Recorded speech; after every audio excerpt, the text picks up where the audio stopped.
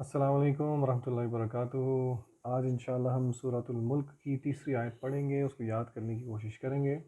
جیسے جیسے آیات بڑھتی جا رہی ہیں اور آپ یاد کر رہے ہیں انشاءاللہ، تو آپ کوشش کریں کہ دن میں جب بھی آپ کو ٹائم ملے بار بار بار بار ان کو دہراتے رہیں تاکہ یہ آپ کو یاد رہیں۔ اعوذ باللہ من الشیطان الرجیم، بسم اللہ الرحمن الرحیم۔ الذي خلق سبع سماوات طباقا ما ترى في خلق الرحمن من تفاوت فارجع البصر هل ترى من فطور۔ الذي جیسے کہ یہ لفظ جو ہے پچھلی دو آیتوں میں بھی آ رہا ہے، تو اس میں ذال کا خیال رکھنا ہے، الذی نہیں کریں گے، الذی خلق،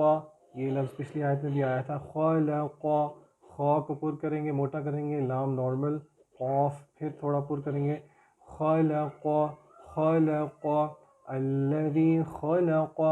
سبع، سین کی آواز میں سی ٹی کی آواز بزنگ ساؤنڈ آئے گی، اور اسی طرح با پہ ہم باؤنس کریں گے، قلقلہ، سبع نہیں کریں گے، سبع، سبع، عین کے اوپر زبر ہے، عین کی آواز کو صحیح طرح ادا کرتے ہوئے، سماوات، سماوات، سین کی آواز میں سی ٹی کی آواز آنی چاہیے، اور کھڑی زبر ہے میم کے اوپر اور واو کے اوپر، اور واو کو اب وانی سماوات نہیں پڑھیں گے، سماوات، ہونٹوں کو گول کر کے آگے کریں گے، سماوات، سماوات، اور یہاں پہ تا کے بعد ہم دیکھ رہے ہیں کہ آواز کو ہم کر رہے ہیں اخفا، چھپا رہے ہیں، یہ پنک والی آواز ہے، سماوات طباقا، طباقا، یہ تا نہیں ہے، یہ طا ہے، طا، اس کو طوا نہیں پڑھنا، اردو میں ہم طوا کہہ دیتے ہیں، عربی میں طا، طا، سمپلی میں اپنے منہ کے اندر ہوا کو نہیں، بیسیکلی میں ایک گیپ کریٹ کر رہا ہوں، ایک اسپیس کریٹ کر رہا ہوں اپنے منہ کے اندر، طا، طا، طا، طباقا، طا، طی، طا، طی، طا، طباقا، تو آپ کی طا کے نیچے جو زیر ہے طی، اس کی ساؤنڈ تی سے فرق ہونی چاہیے، یہ تا نہیں ہے، یہ طا ہے، ٹھیک ہے، طباقا، قاف کی آواز پھر موٹی کریں گے، اگر میں وقف کر رہا ہوں یہاں پہ تو قا پڑھیں گے، اور اگر میں وقف نہیں کر رہا اور آگے ملا کے پڑھ رہا ہوں تو طباقم، آگے جو میم غنہ ہے اس کے ساتھ ملائیں گے، بہرحال میں نے وقف کیا ہے، آگے پھر ہے ما ترا، ما ترا، یہاں پہ بھی را کو ہم تھوڑا پر کر رہے ہیں، ما ترا فی خلق الرحمن، فی کے بعد خلق الرحمن میں قاف کی آواز کو ہم پھر تھوڑا خلقر نہیں پڑھ رہے، ہم قاف کو پر کر رہے ہیں، خلق الرحمن، خلق الرحمن، اور قاف زیر قی کو ہم را کے ساتھ ملا رہے ہیں، اور پھر اسی طرح را کی آواز کو ہم تھوڑا موٹا کریں گے، رحمن، رحمان نہیں پڑھنا، رحمن، ہا کی آواز کو کلیئر نکالنا، رحمان نہیں بولنا، رحمان بھی نہیں بولنا، رحمن، من تفاوت، یہاں پہ بھی من میں جو نون ہے اس پہ ہم اخفا کر رہے ہیں، پنک ساؤنڈ، پنک، من، ان والی ساؤنڈ نہیں ہے، ان نہیں کر رہے، اس کو اخفا کہتے ہیں، چھپانے کو، نیزل آپ کا جو پیسج ہے اس میں ہم ناک کے اندر ہم چھپا رہے ہیں آواز کو، من تفاوت، تفاوت، تفاوت، وت نہیں پڑا، وت، ہونٹوں کو اس طرح گول کر کے، اور یہاں پہ کیونکہ میں نے وقف کیا ہے تو میں تفاوتن نہیں پڑھ رہا، وقف جب کرتے ہیں تو حرکت، ایک آدھی حرکت گر جاتی ہے، جیسے کہ یہاں پہ تنوین ہے تو میں وقف کر رہا ہوں، تفاوت، فرجع البصر، فر، فر، فر، فر نہیں کر رہا، تھوڑا سا را کی ساؤنڈ کو ذہن میں رکھتے ہوئے، فرجع، عل، عل، عین پہ، عین کے نیچے زیر کی ساؤنڈ ذرا ضروری ہے، دھیان رکھتے ہوئے نکالیں کہ آپ کا عین بھی کمپرومائز نہ ہو، فرجع البصر، بصر، میں با سا را نہیں کر رہا، با کی نارمل ساؤنڈ ہے، سو کی تھوڑی موٹی ہے اور را کی بھی تھوڑی موٹی ہے، بصر، فرجع البصر، بصر، هل ترى ترى، یہاں پہ بھی را کی آواز موٹی ہے، ترى من فطور، من پہ اخفا ہے، اور فطور میں آپ خیال رکھیں یہ فطور نہیں ہے، تا نہیں ہے، طا ہے، فطور۔ آئیے ایک دفعہ آیت کو پھر پڑھتے ہیں۔ الذی خلق سبع سماوات طباقا ما ترى في خلق الرحمن من تفاوت فارجع البصر هل ترى من فطور الذي خلق سبع سماوات طباقا ما ترى في خلق الرحمن من تفاوت فارجع البصر هل ترى من فطور نحمده ونصلي على رسوله الكريم بعد ان اقول اعوذ بالله من الشیطان الرجیم بسم اللہ الرحمن الرحیم۔ آج انشاءاللہ ہم سورۃ الملک کی تیسری آیت کی تفسیر دیکھیں گے۔ اللہ تعالیٰ فرماتے ہیں اس آیت میں الذی خلق سبع سماوات طباقا، وہ جس نے پیدا کیے 7 آسمان طے بر طے، لیئر اپون لیئر۔ ما تری فی خلق الرحمن من تفاوت، تو کیا تم دیکھتے ہو رحمان کی تخلیق میں کوئی ٹیڑھ، کوئی کجی؟ فرجع البصر، تو اپنی نظر واپس لوٹاؤ، فرجع البصر، دیکھو، هل تری من فطور، کیا تمہیں کوئی ٹیڑھ، کوئی کجی، کوئی رفٹ نظر آتا ہے؟ اللہ سبحانہ و تعالیٰ نے اس آیت میں ہمیں دعوت دی ہے غور و فکر کرنے کی، غور و فکر کرنے کی اللہ تعالیٰ کی تخلیق میں۔ یاد رکھیے کہ آسمانوں کی جہاں تک بات ہے، اللہ تعالیٰ نے 7 آسمان پیدا کیے ہیں۔ ان 7 آسمانوں کی کیا حقیقت ہے یہ اللہ سبحانہ و تعالیٰ بہتر جانتے ہیں۔ یہ وہ غیب کے امور ہیں جن کی حقیقت ہم پر ابھی نہیں کھلی۔ ہمیں جو نظر آتا ہے علماء کرام کے مطابق وہ پہلا سما ہے جس کو سماء الدنیا کہا جاتا ہے۔ بہرحال تو علماء کے اقوال کے مطابق اللہ تعالیٰ نے 7 آسمان پیدا کیے ہیں۔ اس میں مفسرین کی 2 آراء ہیں۔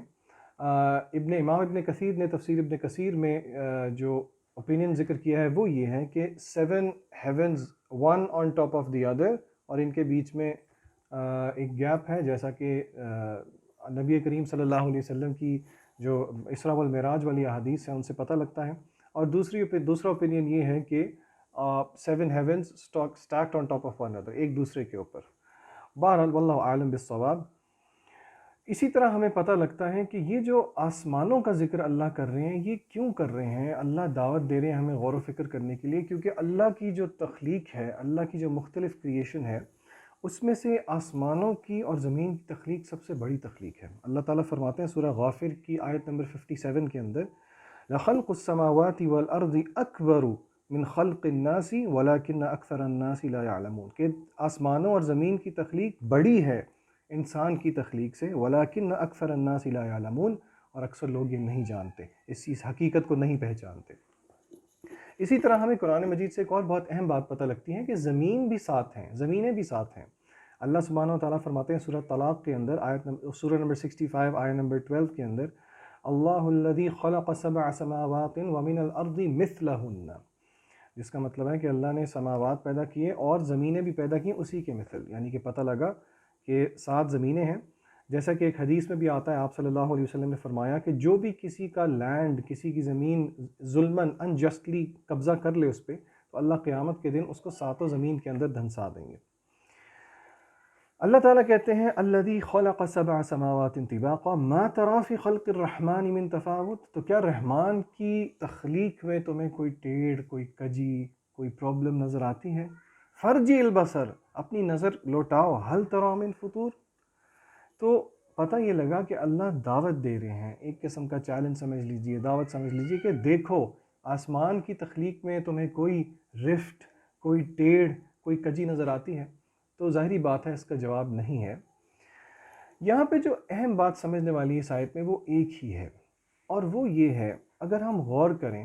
اور ایک سوال میں آپ کے سامنے اٹھاتا ہوں، اللہ نے یہ کیوں کہا ما تری فی خلق الرحمن من تفاوت، کہ رحمان کی تخلیق میں کیا تمہیں کوئی ٹیڑھ یا کجی نظر آتی ہے؟ اللہ چاہتے تو کہہ سکتے تھے کہ رب کی تخلیق میں، اللہ کی تخلیق میں، یا اپنا کوئی اور نام یا صفات استعمال کرتے۔ اللہ نے اپنا پیارا نام رحمان کیوں ذکر کیا؟ دیکھیے اس بات کو سمجھنے کی کوشش کیجئے کہ یہ جو آسمانوں اور زمین کی تخلیق ہے یہ عبث نہیں ہے، فضول نہیں ہے، پرپز لیس نہیں ہے۔ اللہ نے اس کو ایک مقصد کے تحت پیدا کیا ہے۔ اللہ تعالیٰ فرماتے ہیں کہ میں نے اس کو بالحق، حق کے ساتھ پیدا کیا ہے۔ اور ایک اور جگہ میں قرآن مجید میں اللہ فرماتے ہیں کہ هو الذی خلق لکم ما فی الارض جمیعا، کہ زمین پہ جو کچھ ہے وہ تمہارے لیے اللہ نے پیدا کیا ہے۔ اب آپ ذرا تانا بانا ملائیے، اللہ نے ہمیں پیدا کیا اپنی عبادت کے لیے، اور اللہ نے یہ ساری چیزیں پیدا کی ہمارے لیے۔ تو اب ہم نے ایک کنکلوژن نکالنا ہے، اور وہ کنکلوژن ایک بہت پیاری حدیث ہے آپ صلی اللہ علیہ وسلم کی، وہ میں آپ کو سناتا ہوں، پھر ہم اس کنکلوژن پہ آ کے اپنی بات کو ختم کرتے ہیں۔ اما عائشہ رضی اللہ تعالیٰ عنہ کے پاس کچھ صحابی آئے اور انہوں نے پوچھا کہ آپ ہمیں آپ صلی اللہ علیہ وسلم کے بارے میں کوئی بہت امیزنگ چیز بتائیں، بڑی ایک حیران کرنے والی چیز بتائیں۔ تو اما عائشہ نے رونا شروع کر دیا، اور پھر آپ نے فرمایا کہ ایک دن نبی کریم صلی اللہ علیہ وسلم رات کو تہجد کی نماز پڑھنے کے لیے اٹھے، اور آپ نے فرمایا کہ اے عائشہ کیا تم مجھے اجازت دیتی ہو کہ میں آج اپنے رب کی عبادت کر لوں؟ تو اما عائشہ کہتی ہیں کہ میں نے جواب دیا کہ یا رسول اللہ، مجھے آپ کی قربت میں بہت محبت ہے، بہت مجھے پسند ہے کہ میں آپ کے قریب بیٹھوں، آپ کی مجھے قربت حاصل ہو، لیکن مجھے یہ بھی پسند ہے کہ آپ کی جس میں خوشی ہے۔ تو پھر آپ صلی اللہ علیہ وسلم اٹھے اور آپ نے وضو فرمایا اور آپ نے تہجد کی نماز ادا کی، اور روایت میں آتا ہے کہ آپ نے رونا شروع کر دیا، اور آپ نے اتنا رونا شروع کیا کہ آپ کی داڑھی مبارک، آپ کی چھاتی مبارک تر ہو گئی، اور اتنا رونا شروع کیا کہ یہاں تک کہ روایت کے الفاظ ہیں کہ فرش بھی گیلا ہو گیا۔ یہ مجھے اور آپ کو سنتے ہوئے بات عجیب لگ رہی ہے، لیکن یہ حقیقت بات ہے۔ فجر کی نماز کا وقت قریب آنے لگا تو حضرت بلال تشریف لائے، اور آپ نے حضرت نبی کریم صلی اللہ علیہ وسلم کو کہا کہ یا رسول اللہ، آپ کیوں اتنا روتے ہیں؟ اللہ نے تو آپ کے پچھلے اور اگلے سب گناہ معاف کر دیے ہیں۔ تو پھر آپ صلی اللہ علیہ وسلم نے فرمایا کہ کیا میں اللہ کا شکر گزار بندہ نہ بنوں؟ آج میرے پہ ایسی آیات نازل ہوئی ہیں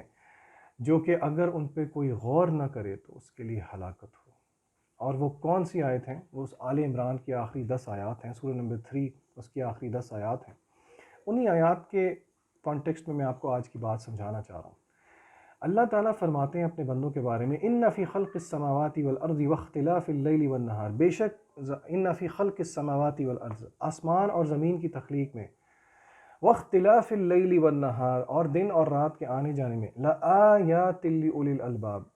عقل مندوں کے لیے آیات ہیں، الذین یذکرون اللہ قیاما وقعودا، جو کہ الذین اللہ کا ذکر کرتے ہیں کھڑے ہوئے، بیٹھے ہوئے، لیٹے ہوئے، علی جنوبہم، اور پھر کیا کرتے ہیں، وَيَتَفَكَّرُونَ فِي خَلْقِ السَّمَاوَاتِ وَالْأَرْضِ، اور بہت گہرا غور و فکر کرتے ہیں اللہ کی تخلیق میں، آسمان اور زمین کی تخلیق میں۔ علماء کرام کا فرمانا ہے کہ آج کے دور میں ایک بہت بڑی عبادت ہے جو کہ ختم ہو چکی ہے، اور وہ عبادت ہے یہ اللہ کی تخلیق پہ غور و فکر کرنا۔ اب آپ دیکھیے کہ اللہ سبحانہ و تعالیٰ نے کیا فرمایا ہے۔ اللہ نے فرمایا ہے کہ یہ لوگ اللہ کی تخلیق پہ غور و فکر کر کے کیا کرتے ہیں، کیا کنکلوژن نکالتے ہیں، ربنا ما خلقت هذا باطلا، یا اللہ آپ نے یہ سب کچھ باطل پیدا نہیں کیا، سبحانک آپ پاک ہیں، فقنا عذاب النار۔ انہوں نے یہ نتیجہ نکالا کہ یا اللہ یہ پرپز لیس نہیں ہے، ہمارا مقصد بھی پرپز لیس نہیں ہے، آپ نے یہ دنیا بنائی ہے عمل ہمیں ٹیسٹ کرنے کے لیے، ہم میں سے جو نیک اعمال کرے گا وہ جنت میں جائے گا، اور جو برے اعمال کرے گا وہ جہنم میں جائے گا، اسی لیے یا اللہ ہمیں آپ